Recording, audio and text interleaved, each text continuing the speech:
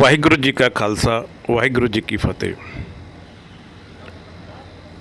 प्यारे दोस्तों, दिसंबर 2015 के अंदर एनजीटी के कहने पर सुप्रीम कोर्ट ने दिल्ली के अंदर 1000 सीसी के ऊपर के वाहनों पर दिल्ली में पंजीकृत करने पर रोक लगा दी थी। मसला प्रदूषण का बताया गया था कि दिल्ली के अंदर अगर डीजल गाड़ियां चलेंगी तो प्रदूषण होगा। मैं इस बात को इस तरह से देखता हूं कि दिसंबर 2015 के बाद आज अक्टूबर 2022 आ गया है, लेकिन दिल्ली का प्रदूषण का लेवल जो है वहीं का वहीं बना हुआ है। कारण पे किसी ने कोई गौर नहीं किया। पॉलिसी बना दी गई, आत्मनिर्भर जो एक दो गाड़ी के मालिक थे उनको बेरोजगार कर दिया गया।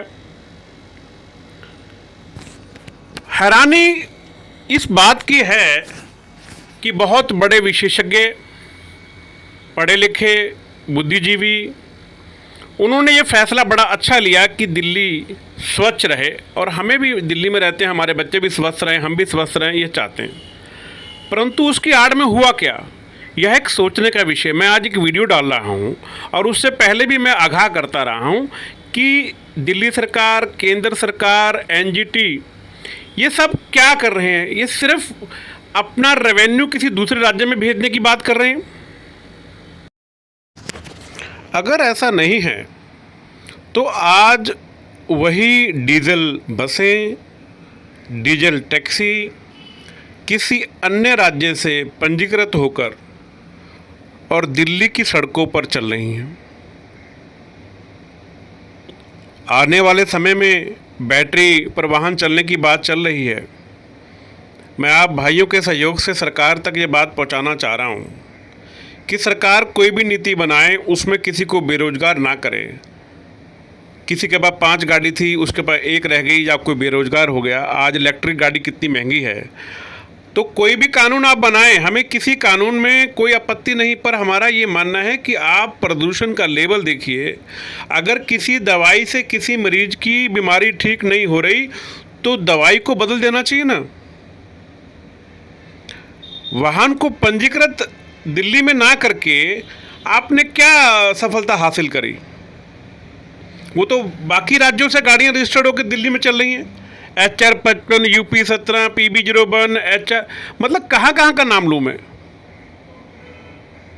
तो मेरा सरकार से और जितने भी बुद्धिजीवी उन सबसे निवेदन है कि आत्मनिर्भर लोगों को बेरोजगार ना किया जाए। या तो दिल्ली में ये व्यवस्था कर दी जाए कि कोई भी गाड़ी डीजल की दिल्ली में चलेगी नहीं, चाहे वो निजी वाहन हो, चाहे वो कमर्शियल हो।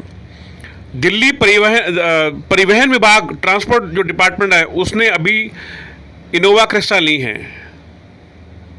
दिल्ली पुलिस ने डीजल की ही स्कॉर्पियो ली हैं। तो आप क्या साबित करना चाहते हैं। और कितनी बार आपने मतलब बड़े वाहन की जरूरत पड़ी कि आपने किसी अपराधी को पकड़ने के लिए बहुत बड़े वाहन से आपने पकड़ लिया। CNG की गाड़ी क्या भागती नहीं है, लेकिन उस तरफ हमारा ध्यान नहीं जाता।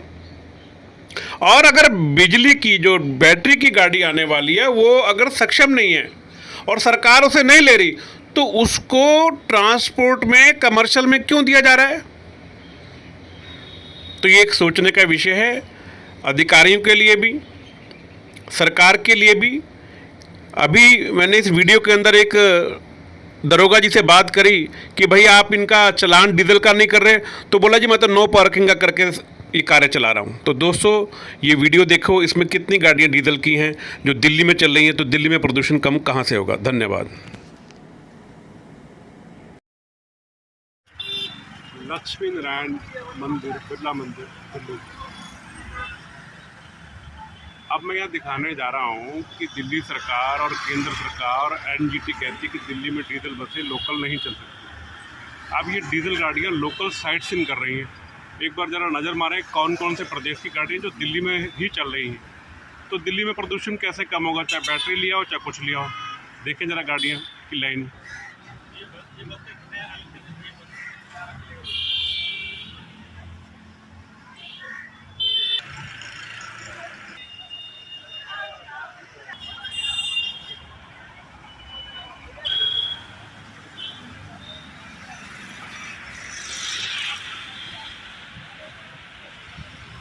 प्रदूषण सिर्फ कह देने से या रजिस्ट्रेशन बंद कर देने से नहीं होता, जब तक आप इन डीजल बसों को लोकल चलने की परमिशन देते हैं। नंबर कहाँ का है और गाड़ी कहाँ से कहाँ की है, देख लीजिए, ये देख लीजिए। मैं सरकार की किसी नीति का विरोध नहीं कर रहा, मैं सिर्फ ये बात करना चाह रहा हूँ कि जब आपके पास एक सिस्टम नहीं है तो बिना वजह आप जो कोई गाड़ी लेता है उसको आप हटा रहे हैं। ये गाड़ियाँ यही चल रही है ना, सिर्फ क्या हुआ, स्टेट चेंज कर दी गई। दिल्ली में लोकल गाड़ियाँ चल रही हैं। एनजीटी कहाँ है, दिल्ली ट्रैफिक पुलिस कहाँ है, ये देखिए आप, ये रेवेन्यू कहाँ जा रहा है। और ये गाड़ियाँ आपको मुझे बताने की ज़रूरत नहीं है, सभी गाड़ियाँ जो रजिस्टर्ड हैं वो कहाँ पर रजिस्टर्ड हैं और इनके एड्रेस क्या है, ये देख लीजिए। सभी गाड़ियाँ जो हैं डीजल की। ये एक गाड़ी जो अभी मैंने फ़ोटो खींची ये सीएनजी की है, लेकिन नंबर रजिस्ट्रेशन कहाँ का है देख लीजिए, ये देखिए, ये सब डीजल है। मतलब लगातार हम चले आ रहे हैं। ये देखिए डीजल गाड़ी, अभी हम आगे दिखाएंगे। ये देखो, ये सब गाड़ियां लोकल चल रही हैं।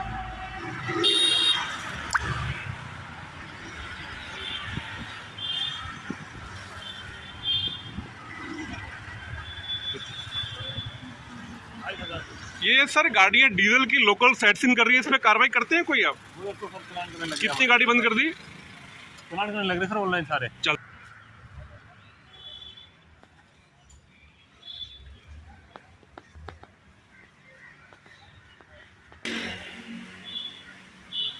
सारी गाड़ियां डीजल की दिल्ली में चलेंगी तो प्रदूषण में कमी कहां से आएगी? यहाँ व्यवसाय को आपने खंडित कर दिया, दूसरे प्रदेश को रेवेन्यू आपने दे दिया। हल क्या निकला?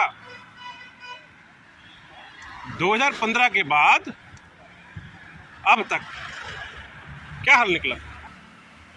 मैं यहाँ खड़ा हूँ और यहाँ मेरे साथ में दरोगा जी हैं। मैंने इनसे भी चर्चा करी कि भाई आप यहाँ नो पार्किंग का चालान तो कर रहे हैं, क्या आप जो डीजल गाड़ियाँ लोकल चल रही हैं, तो इन्होंने कहा कि ये परिवहन विभाग करेगा। यही कहा सर आपने? मेरे पास चलानिंग मशीन नहीं है, ना मेरे पास पावर है, मेरे पास जो इंस्ट्रक्टर की है वो मैं कर रहा हूँ।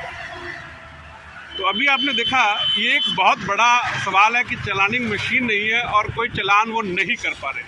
तो इतनी गाड़ियाँ आपने देखा खड़ी हुई हैं और इनका कोई हल नहीं। और सारी गाड़ियाँ जो हैं रजिस्टर्ड हैं उत्तर प्रदेश से या अन्य राज्य। इसी प्रकार ये आप देखें, दूर तक लाइन लगी हुई अगर आपको नज़र आ रही होगी। इसी प्रकार अन्य राज्य की टैक्सियाँ रजिस्टर्ड होकर यहाँ आई हुई हैं। तो ये नियम कैसे लागू होगा और कैसे दिल्ली का प्रदूषण कम हो पाएगा?